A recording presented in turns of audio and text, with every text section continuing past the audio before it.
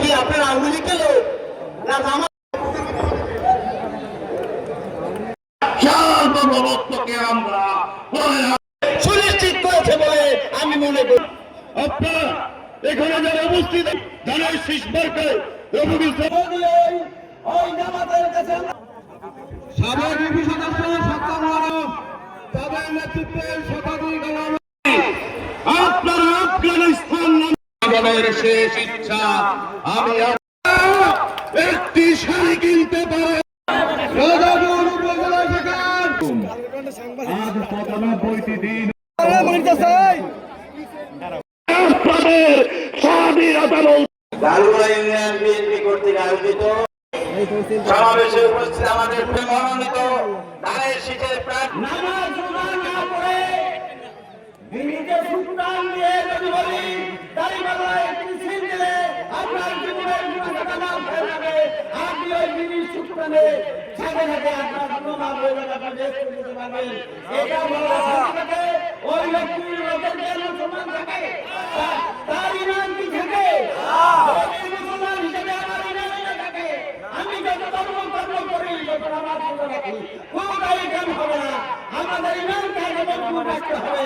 তাই ওরা লেগেছে আমাদের ইমানকে নষ্ট করার জন্য, মা বোনদের ইমানকে নষ্ট করে তাদের কাছে বেহেশত বিক্রি করতে যাচ্ছে ঘরে ঘরে। তালিমের নামে ওরা বেহেশত বিক্রি করে না, ওরা আমাদের ইমানকে নষ্ট করে। তাই সবাইকে অনুরোধ করবো ইমানকে মজবুত রেখে আগামী 12 তারিখ সকলে মিলে পরিবারের সকলকে মিলে সকালবেলা নির্বাচনে মাঠে আসবেন এবং তাদের শিল্প থেকে ভোট দিয়ে তারা এগিয়ে হাঁটতে শক্তিশালী করবেন। সবচেয়ে বেশি মুসলিম অধ্যুষিত এলাকা ইন্দোনেশিয়া, সেখানে ছেলেমেয়েদের বিয়ে করবে তাদেরকে হজ পালন করতে হয়।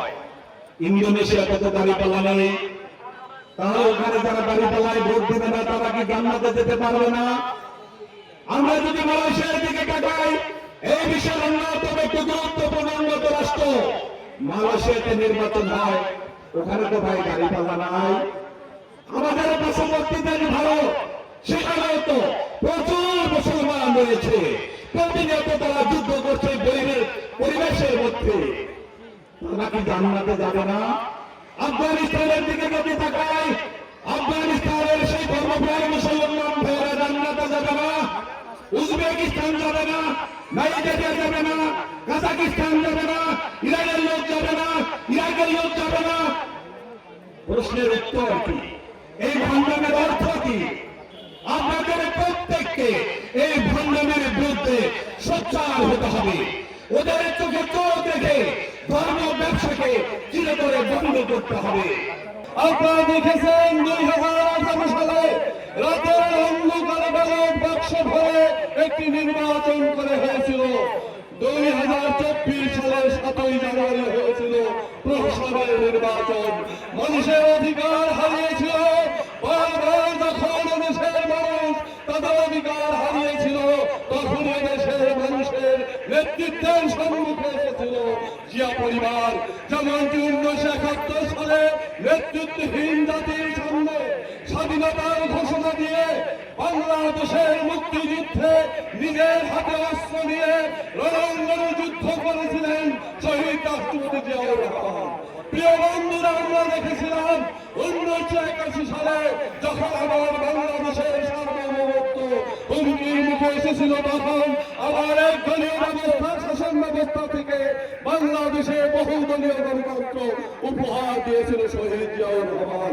প্রিয় বন্ধুরা, আমরা দেখেছিলাম স্বৈরাচারের সাথের বিরুদ্ধে 9 বছর দেশ নেত্রী বেগম খালেদা জিয়া শত জেল জুলুম উপেক্ষা করে আপসহীন থেকে সাদের পদত্যাগের মধ্য দিয়ে বাংলাদেশে একটি স্মরণকালের নিরপেক্ষ নির্বাচনের মধ্য দিয়ে তিনি ক্ষমতায় এসেছিলেন। প্রিয় বন্ধুরা, আমরা যদি সেই দিকে তাকাই, আমরা দেখব গত 13-17 বছর বাংলাদেশের মানুষ যখন অধিকার হারিয়েছিল তখন আবার দেশের নেতৃত্ব দিয়েছিলেন জিয়া পরিবারের সুযোগ্য সন্তান জিয়াউর রহমান এবং খালেদা জিয়ার উত্তরসূরি তারেক রহমান। গত 17 বছর তিনি মায়ের চিকিৎসার পাশে থাকতে পারেননি, তিনি ভাইয়ের জানাজা দিতে পারেননি, অথচ দেশের মানুষের গণতন্ত্রের কথা ভেবেছেন। তিনি দেশের মানুষের মুক্তির কথা ভেবে 31 দফা দিয়েছেন। তিনি এদেশের মানুষের জন্য আগামী একটি সুন্দর বাংলাদেশ বিনির্মাণ করার জন্য যে বাংলাদেশের স্বপ্ন দেখেছিল 30 লক্ষ মানুষের শহীদের রক্তের বিনিময়ে 1971 সালে যে বাংলাদেশ আমরা চেয়েছিলাম, বাংলাদেশের 3 লক্ষ মানবের ইজ্জতের বিনিময়ে স্বাধীন বাংলাদেশে, কিন্তু আজও সেই বাংলাদেশ আমরা পাইনি। গত 17 বছর আমাদের মানুষের উপর নির্যাতন নিপীড়ন করা হয়েছে। আমাদের বহু নেতা কর্মী এখনো গুম হয়ে আছে, তাদের স্ত্রীরা জানে না তারা বিধবা, তাদের স্বামী বেঁচে আছে, তাদের সন্তানরা জানে না তারা এতিম না তাদের বাবা বেঁচে আছে, তাদের মা জানে না তার সন্তান আর কখনো তার সামনে এসে সেই মধুর কণ্ঠে মা শব্দ উচ্চারণ করবে কিনা। তার মধ্য থেকে আবার আমাদের এই জাতির দিশা হয়ে দাঁড়িয়েছেন তারেক রহমান, যিনি বাংলাদেশকে একটি আধুনিক বাংলাদেশ তৈরি করার জন্য ইতিমধ্যে 2023 সালে তিনি 31 দফা দিয়েছেন। এত অল্প বয়সে কত নিরীহ মানুষ তিনি লিখেছেন 2 বারের বেশি বাংলাদেশের প্রধানমন্ত্রী হতে পারবে না। আমরা দেখেছি একটি দল কিভাবে বাংলাদেশের চিরদিন তাদের ক্ষমতায় থাকতে চেয়েছে। জিয়াউর রহমান বাংলাদেশের সেনাপ্রধান ছিল, বাংলাদেশের রাষ্ট্রপতি ছিল, 3 বার প্রধানমন্ত্রী ছিল। মা খালেদা জিয়া ঢাকা শহরে আজও একটি বাড়ি নাই, অথচ আমরা দেখেছি এক একজনের রাজপ্রসাদ। কিন্তু তারেক রহমান আজও একটি ভাড়া বাড়িতে থেকে এদেশের মানুষের কল্যাণের জন্য, এদেশের মানুষের মুক্তির জন্য কাজ করছেন।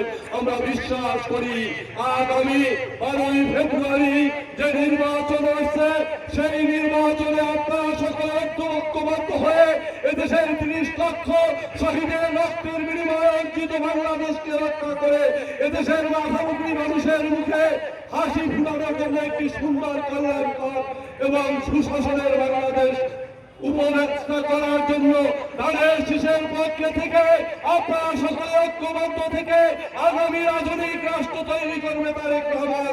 তার জন্য 12 ফেব্রুয়ারি ঘর থেকে বের হয়েছে, আপনারা ধানের শীষে ভোট দিবেন এবং আমরা আশা করি 13 ফেব্রুয়ারি আমরা বিজয়ের আনন্দে এই মাঠে 1970 সালে 98 মানুষ যেভাবে ঐক্যবদ্ধ হয়ে একটি প্রতীকে ভোট দিয়ে একটি বাংলাদেশ গড়েছিল, স্বাধীনতার 54 বছর পরে আবার সেই পাকিস্তানি পরাশক্তি আমাদের সামনে দাঁড়িয়েছে। আমরা 54 বছর পরে আবার তাদেরকে প্রত্যাখ্যান করে দেখাতে চাই বাংলাদেশের মানুষ 30 লক্ষ শহীদের রক্তের সঙ্গে বেইমানি করবে না।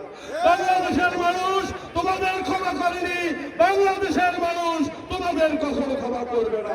তারেক রহমান উন্নত বাংলাদেশ গড়ার জন্য মায়েদের জন্য ফ্যামিলি কার্ডের ব্যবস্থা করেছে, যেভাবে তার মা দেশনেত্রী বেগম খালেদা জিয়া বাংলাদেশের নারীদের শিক্ষা বিনা বেতনে করেছিলেন, ঠিক একইভাবে যেভাবে দেশনেত্রী বেগম খালেদা জিয়া 5,000 টাকা কৃষি ঋণ মওকুফ করেছিল, ঠিক একইভাবে 10,000 টাকা কৃষি ঋণ মওকুফ করেছে।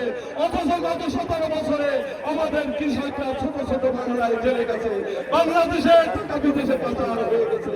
আমরা ঐক্যবদ্ধ হয়ে দেখিয়ে দিতে চাই আগামী দিনের বাংলাদেশ হবে শহীদ জিয়ার স্বপ্নের বাংলাদেশ, শহীদ জিয়ার মুক্তিযুদ্ধের বাংলাদেশ। আগামী দিনের বাংলাদেশ হবে আমাদের দেশনেত্রী বেগম খালেদা জিয়া অপসীন থেকে যে সংসদীয় গণতন্ত্র উপহার দিয়েছিল সেই বাংলাদেশ। আগামী দিনের বাংলাদেশ হবে তারেক রহমানের উন্নয়নের বাংলাদেশ, তারেক রহমানের আদর্শে গঠিত উন্নত বাংলাদেশ। 12 ফেব্রুয়ারি সেই বাংলাদেশের প্রতিষ্ঠা করবেন এই ভোটাররা, সেই